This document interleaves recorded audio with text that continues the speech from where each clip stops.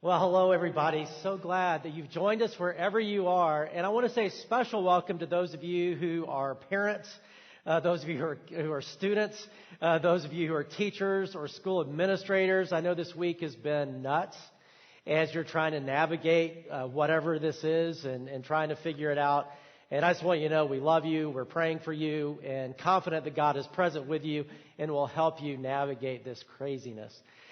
Today, we are continuing our series called The Secret Sauce, which is about the key components that make our relationships what God wants them to be, what we were created to experience. And last week we talked about how to take relationships deeper. If you missed that, watch it. Go online and you can watch that service or message. And this next week we're going to be talking. About having hard conversations that work.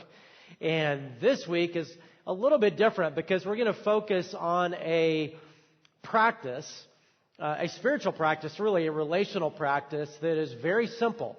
Anybody can do it. Doesn't mean it's easy always, but it's simple. But it's also deeply profound. Meaning everybody can do it. If we do it, certainly differently than we normally do it, we'll talk about that today, it can change every relationship. It can change every marriage, every home, every neighborhood, even our culture and our country in a way that's really needed right now. But because it is so simple, when you start to get wind of what it is that we're talking about, you're going to be tempted once you realize, oh, that's what we're talking about, to shift over to Netflix or see what's happening in the NBA bubble or something like that. Don't do that. Hang with me, because I'm going to challenge us to do something that we're not doing right now, that will be deeply impactful for us for the fall and really for the rest of our lives, and not just for us, but our community. So hang with me, because today we're talking about this practice. That's why we have a table, the practice of table fellowship, intentional table fellowship. And it's something that in our culture we've sort of losing the art of, but in biblical and throughout the Bible is a key, not just nice thing to do, but an imperative, a spiritual discipline. The way God set up his people in the Old Testament, the nation of Israel, the Jewish people leading up to the Messiah, Jesus, that would come. The way he set up the nation in the Old Testament era was he built their calendar around 7 feasts that happened throughout the year. These week-long experiences, table fellowship. When they had weddings in the Old Testament, it was built around these feasts that didn't go on for an hour. It went on for days often. Every week in the Old Testament setup was built around the Sabbath. And there was a special Shabbat, Sabbath meal that everybody participated in. Every few years, God had set it up this way. This is crazy to think about. But told the nation to do this big week-long feast, this big party where they took 10% of the nation's GDP. I don't know what that would mean for America. 10% of our GDP, that'd be crazy. But they blew it all on this big party. And everybody came. Those on the left, those on the right, those who were rich, those who were poor, those who were this or that. It didn't matter. Everybody welcome and round the table. And that's what God wanted to help shape the kind of culture and the kind of community that he wanted for his people. And when Jesus came on the planet, he honored all of that. He did all of those feasts. And one thing you see with Jesus too is that he never said no to a dinner invitation. He was invited to lots of dinner parties, and he never said no, even when it was what other people would consider the wrong kind of people, even when it was people that would consider him an enemy. He always said yes. Everybody was welcome around his table. And when you look at how Jesus was with the disciples, it was often around table fellowship.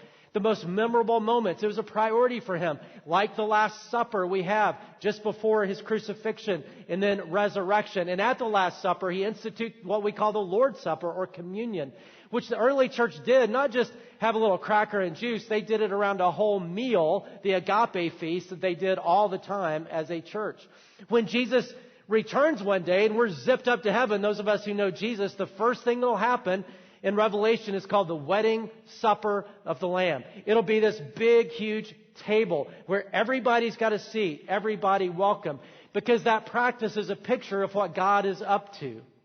He's at the head of the table. There's a seat for everybody. And He calls us as His people to prepare the table and invite the guests. And that's why the early church, they got that. And one of the things you see in the early church is they made a priority out of this. We tend to kind of blow it off when you read through the scriptures, but it was a significant practice for them, a significant discipline for them. Like this passage in Acts chapter 2, which describes the earliest church, the early days of the church. And imagine as I read this passage, what it would be like to be part of this, because it would have been awesome. They devoted themselves to the apostles' teaching. That was one practice. And to fellowship, to the breaking of bread, which is eating together, and to prayer. Everyone was filled with awe at the many wonders and signs performed by the apostles. All the believers were together and had everything in common. They sold property and possessions to give to anyone who had need. Every day they continued to meet together in the temple courts. They broke bread in their homes and ate together with glad and sincere hearts, praising God and enjoying the favor of all the people. And the Lord added to their number daily those who were being saved. It's easy to think, well, man, the early church, they were devoted to fellowship, like groups. They were devoted to worship in the temple courts. They were devoted to the apostles' teaching and, like preaching and all that. That's great. And to just kind of blow off the other part. But it's actually the one mentioned twice. That they ate together with glad and sincere hearts. All these different people together was actually a powerful thing, as we're going to see, for the early church to do. And it's an incredible picture of what God is up to. And when I think about the early church and table fellowship, it makes me think about my grandmother's table. My granddad was a pastor, and so my grandmother, a pastor's wife. He was also, in Kentucky, he was the chaplain of the state police, and he was also a chaplain of a hospital. And he had a huge heart for people. And so throughout his day, he would just collect all kinds of people and who were going through crazy circumstances often. And he would invite them to his house. And my grandmother was just always ready. And she never knew if people were going to just come for dinner, if they were going to spend the night, if they were going to spend a week or spend years. She had no idea. And so every time she was cooking dinner, she just always knew she had to cook way more than their family needed because she had no idea who would show up. And that was especially true on Sunday after church. You just never knew who would come and how many would be invited, but it was always amazing. And as a little kid, I have these great memories of being at my grandmother's table. For one, she was an amazing cook. Her fried chicken, just unbelievable. She made chicken and dumplings, really more like noodles. They were like, but you think of it more like chicken and dumplings. They were so good, I was surprised Jesus didn't come back just to eat that, because they were that, really, they were that good. But that's not what was magic around the table. What was magic around her table is just the differences in the people who were there, all sharing the same meal, all sharing the same table. Sometimes you had the wealthiest people in the community eating with homeless people. You had people who were down and out and people who were up and coming. You had people who were irreligious and didn't know how to act around a pastor, to people who were overly religious, trying too hard to impress my granddad. You just had the whole thing. And it was such an amazing picture to me. I can still feel that energy and that excitement of being around a table like that. And that is what church is. That is what God calls us to be. And as I said, this is not just a nice little thing. It is a spiritual discipline. That God is preparing a table, and there's a seat with your name on it. There's a seat with everybody's name on it. And we all come to the table the same way. It's by God's grace. None of us deserve to be at the table. We are all equal strugglers. The table is for everybody. And because of that, as we're going to see today, anytime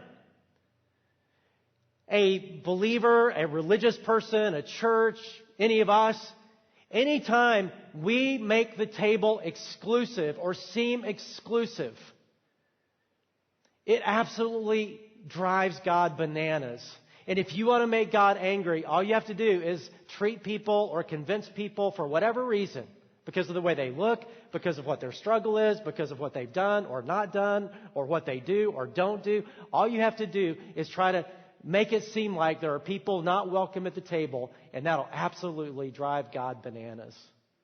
And we're going to see a passage today where that happens with one of Jesus' key followers. Last week we talked about his closest friends. There were like 5 people. It was really tight. One of them was Peter, one of the disciples. This happens in Peter's life. He loved Peter. Peter was a godly guy, good guy. And he made a mistake. He made the table feel exclusive with legalism and racism, as we're going to see. And this is a real challenge to me because, and I'm going to throw it out to you too, because if this can happen to Peter, what he falls into, it can absolutely happen to me. And, maybe you're way better than me, but it can happen to you too. And actually, if we're not careful, it's already happening. And so today, as we look at this passage, just ask God really quick. Say, God, I need you to speak into my heart. I need you to speak into my life, into my family's life, because I want to capture your heart on this. So here's the deal with Peter. So Peter, like I said, was an amazing guy. He was one of the disciples. And he, like all the disciples of Jesus, grew up as a Jewish person in a Jewish home, looking forward to the Messiah that would come one day. He realizes that's Jesus, the Savior of the world. That's what Messiah means. And so he would have been taught as a good religious person that they were God's chosen people through whom the Savior of the world would come. Now, God had told them in the Old Testament, look, I didn't choose you because you're special. In fact, you're not. You're like unspecial. Like there are nations that are big and impressive. You're not it. I chose you because that's the way I like to do things. But I chose you to be a light to the nations, meaning they were there not for themselves, but for the other races, the other nations. What the Jewish people called the Gentiles, all the other races, all the other nations, they were to be a light to the Gentiles. Chosen to do that. They picked up that they were chosen, but kind of missed the for the nations part. And it is nice to be chosen. When you're chosen for a team, when you're chosen for a job, you think, they picked me, right? I mean, we all kind of experience that. It's always kind of cool to be chosen. And then you have the unchosen. But I'm chosen, I'm special. Well, they saw themselves as special because they were God's chosen people. And so they looked down their nose at the other nations. They looked down their nose at the other races. They looked down their nose at the Gentiles. Not only for that reason, but also for religious reasons, because they had the Old Testament law. And the religious leaders, by the time Jesus came, had added all these other commands, hundreds of them, to what it meant to be holy and spiritual. And it was very legalistic and it was just over the top. And what they taught was you got to do all these things so you keep yourself spiritually clean. And people who don't do these things are spiritually dirty. And the Gentiles didn't do any of those things, so they were spiritually dirty. And if you hung out with them, if you had table fellowship with them, which they would never do, that you'd be infected like COVID. You would catch the unspiritual disease. It was like when I was a kid growing up. I don't know if kids still talk about cooties, but we talked about cooties. At least boys did. I don't know if girls did or not, but for little boys, when we were on the playground, 1st, 2nd, 3rd grade. I remember cootie shots. And we'd have a pen, right? And you'd do these. There's even something we'd say. I don't remember what that is. It's been a while since I've been in 1st grade. But we would, do the cootie shot because we didn't want to get cooties from girls because girls give you cooties. You know that, kids, right? That happens. And, but it's amazing, right? Because somewhere around 4th, 5th, 6th grade, little boys start realizing, hey, you know what? Girls aren't so bad. I want cooties. But anyway, before that, you don't want cooties, right? Well, for them, the Gentiles had spiritual cooties, right? So he would have been taught, a good person does not have table fellowship with a Gentile, meaning not in the Jewish race. Because you'd get cooties. It'd be, okay, so when he's chosen by Jesus, Jesus was confusing because he wasn't a legalist. He didn't do all that stuff. And he wasn't a racist. He didn't look down his nose at the nations, at the Gentiles. In fact, he welcomed them into his life and at his table. And he had table fellowship with all the wrong people. In fact, one time in the book of Luke, we're told this: tax collectors and other notorious sinners often came to listen to Jesus teach. This made the Pharisees and the teachers of religious law complain that he was associating with such sinful people, even eating with them, because they would never do that. But Jesus did. Everybody was welcome at his table.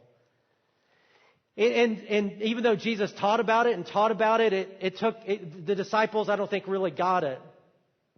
And when Jesus gave the mission to the disciples to take the gospel, the message of Jesus to the nations, that God came into this world to make it possible for us to be reconciled to Him, what He was dealing with in the early church were a group of legalists and racists.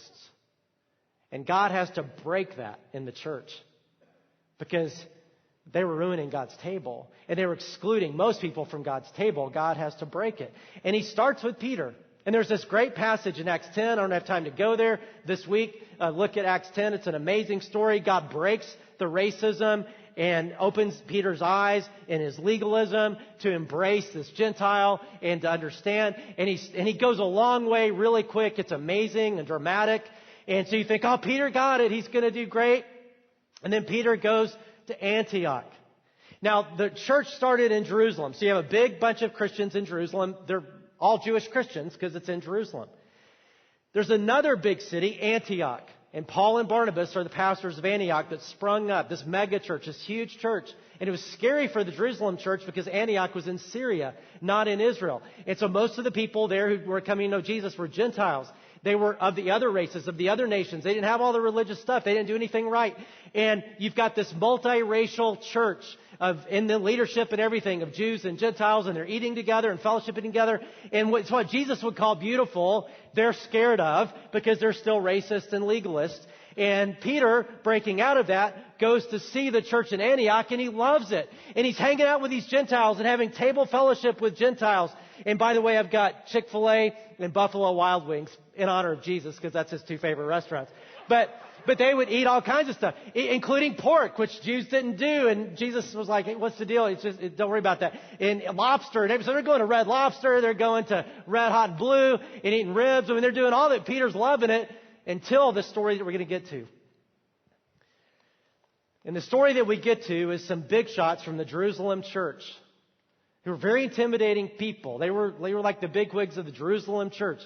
And again, they're still stuck in racism, looking down their nose at the Gentiles, legalism, looking down their nose at those who don't do it right. And here's what happens. Paul writes about it in Galatians. Paul, again, was one of the pastors of the Antioch church, this multiracial church. When Peter came to Antioch, I, Paul, opposed him to his face because he stood condemned. For before certain men came from James, he used to eat with the Gentiles. But when they arrived, he began to draw back and separate himself from the Gentiles, would no longer eat with them, because he was afraid of those who belonged to the circumcision group. What a way to describe a group of people, by the way, the circumcision group. Would you want to sign up for that? That's weird, isn't it? And some of your kids don't know what I'm talking about, and maybe parents are like, Jeff, move on. I get that. I remember there was one guy I met that was a youth pastor that got fired because he tried to teach junior hires what circumcision was with a carrot. It was a bad idea. But I didn't say that out loud. I'll move on. It did happen. But the circumcision group are just these legalists and these racists. And they are not going to associate, right? And so Peter caves into them and says, well, of course I don't do that. I don't eat ribs. I don't eat lobster. I would never do that, right? He caves in. And because of that, because he was such a big deal, the other Jews joined Peter in his hypocrisy, so that by their hypocrisy, even Barnabas was led astray. And so what does Paul do? He doesn't sit on it. Paul goes right to Peter in a public way. And when it says he opposed him to his face, what that term in the original language of the New Testament means is he got in his face. Nose to nose, chest to chest, toe to toe. Anybody ever gotten in your face? Up in your grill? You're like, get out of my face, right? I'm not getting out of you. It's that kind of thing. These two giants of the faith. And Paul gets right in his face, his friend and his, co-leader and all that kind of stuff. And he says, I'm not going to let this happen. This is evil. This is wrong. 2:14, when I saw that they were not acting in line with the truth of the gospel. Remember that phrase. I said to Peter in front of them all, you are a Jew, yet you live like a Gentile, meaning you've been eating all kinds of stuff and hanging and not like a Jew. How is it then that you force Gentiles to follow Jewish customs? Now you're trying to be legalistic again. And he goes on with his rebuke. But it's an amazing little story to me. It's an ugly story in Peter's life, and Peter does repent. He does change. But you wonder why God had to put it in the Bible. Like, I wonder if Peter, when he got to heaven, said, did you have to put all my stuff in the Bible? Like, I get the denial of Jesus thing. I mean, that was a bummer, but, you put that in there. It's a good story, and Jesus reinstated me, and that's cool. But do you have to put in the whole me slipping back into racism and legalism thing? And God did. And why? And I think for two reasons that we've got to pay attention to. The first reason is Peter's negative example. Now, he repented. But Peter's negative example, because what did he do? He did what all human beings will do, and that is we slip into elitism. We start thinking we're pretty special, and we look down our nose at other people. It just happens. It's ugly, it's terrible, it's evil, but it's part of human nature, unfortunately, our sinful human nature. And he started refusing. He began to close off his life to certain groups of people. In part, racism. Racism says you're not equal to me because of what you look like. Legalism says you're not equal to me because of what you struggle with. You don't struggle the same way I struggle, or you struggle with something I don't. And every generation of Christians has these certain struggles or sins or life things or whatever that we just sort of be like, ooh, that's cooties. I mean, my struggle I'm okay with.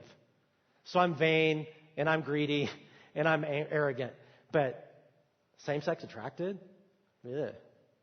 Or whatever it is, right? Every generation has that. And that's offensive to the grace of God. That's why Paul says it's out of line with the truth of the gospel. Because the truth of the gospel is we're all welcome to the table, and our only ticket is God's grace. It's not our works. It's not our performance. And everybody is made in God's image with equal dignity. And everybody, all of us are equal in our struggles. What you struggle with and I struggle, it doesn't matter. We're all strugglers, and there's a seat for everybody. And yet Peter did what, if we're not careful, we'll all do. And we've just got to ask ourselves a question. God, am I doing that in some way? With some person or group of people, closing off my life to people that you're wanting me to reach out to? As a church, is there any group of people that feels like we're the last place they can go? The negative example of Peter. The other reason is the positive example of Paul. Because what does Paul do? Paul gets in his grill. Paul gets in his face. He refuses to tolerate racism and refuses to tolerate legalism. Why? As we said, as the passage says, because it is out of line with the truth of the gospel. Legalism turns Christianity on its head. Racism turns Christianity on its head.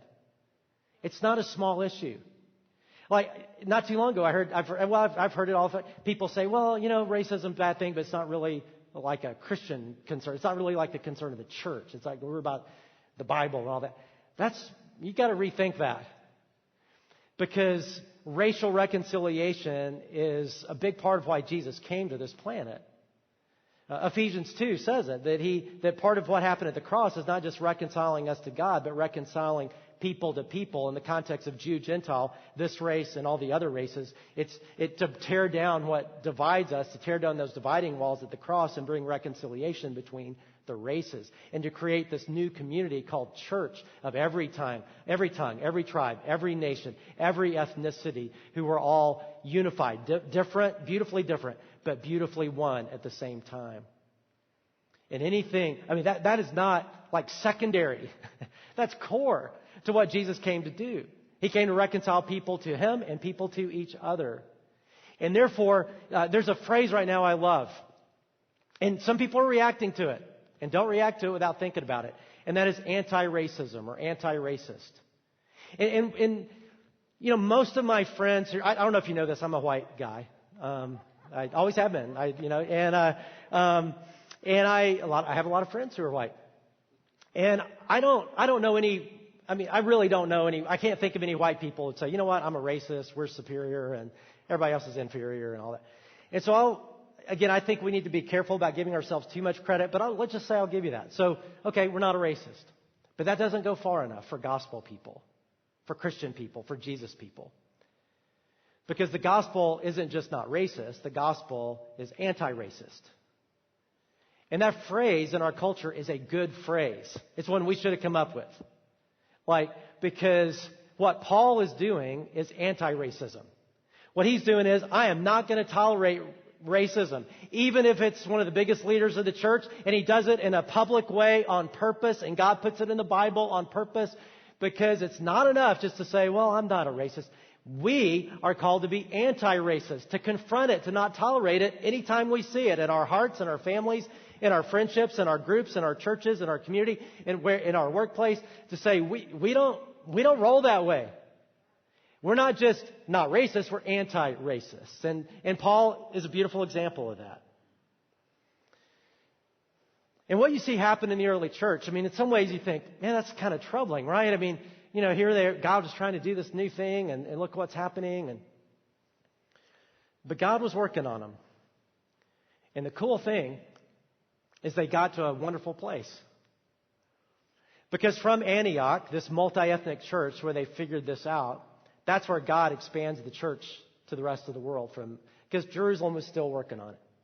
And he sends them out all over the world, and Jews, Gentiles, all these races together in this new community called church. And one of the mysteries of history is how Christianity didn't just survive because the Romans hated Christianity and persecuted it, but how they took over the Roman world. And there's a few reasons, but one of the reasons historians realize is that Christianity was the first multicultural, multi-ethnic, multi-socioeconomic community. Rome was extremely stratified. We live in a polarized culture, Rome even more so. Groups did not mix with each other. But in the church, they did. The world had never seen that before. It's what Jesus prays for in John 17 when he says, when he prays for you and me, like the church. It's the only thing he prayed for in the New Testament. We have him praying for you. He prayed for you when he was on this planet, John 17. And he says, God, I don't pray for the world. I pray for those who will come to believe. That's you and me, if we believe. That they, you and me, may be one as you and I are one, so that the world will know that you indeed sent me into the world, God in human flesh, to make it possible for us to know him. How would they know the remarkable diversity and unity of the community of faith, of the people of God, of his church? To look at that and say, how could these people be together? They shouldn't be, but they are. And it's that kind of diversity and unity that wins over a world. And that's the table that God wants us to experience. A way to say that is to be a community of difference. Different people who should not be together, but who are together.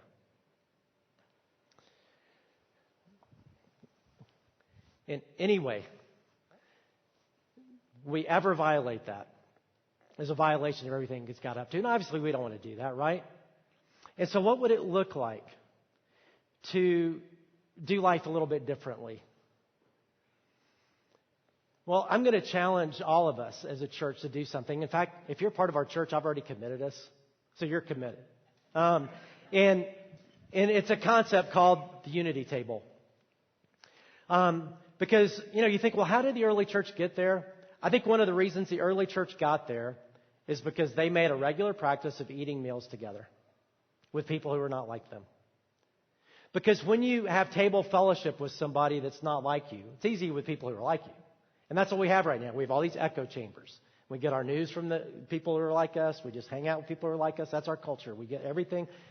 But when you say, no, I'm not going to live that way, I'm going to pursue people who don't think like me, who don't look like me, who are different than me. And that's what we're called to do. That's the table. And we're going to do life that way.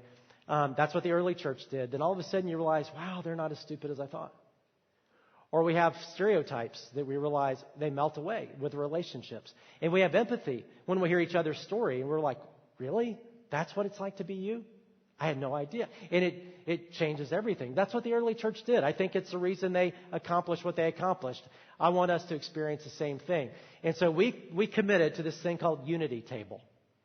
And how this happened is, after the George Floyd shooting, after his murder, it was, a big deal in our culture, right? And a big moment in our culture. And I remember right after that calling a good pastor buddy of mine, Conway Edwards, at One Community Church, and here in Plano, that's primarily it's a multi-ethnic church, but kind of from a black nucleus, whereas we're a multi-ethnic church with a lot of white people as a nucleus, as we're both growing to be more multi-ethnic. And so I know we have the same heart. So I called Conway and I said, okay, what are we going to do? And because the church needs to lead out in this. And he said, I know. And so we did the rally. Here it is. You can see pictures of it. Prayer rally for justice against racism. 7,000 or 8,000 people came out. We thought a few hundred people would come out. It was amazing. It was great. But then we thought, okay, that's great. That's healing. But what are we going to do long term?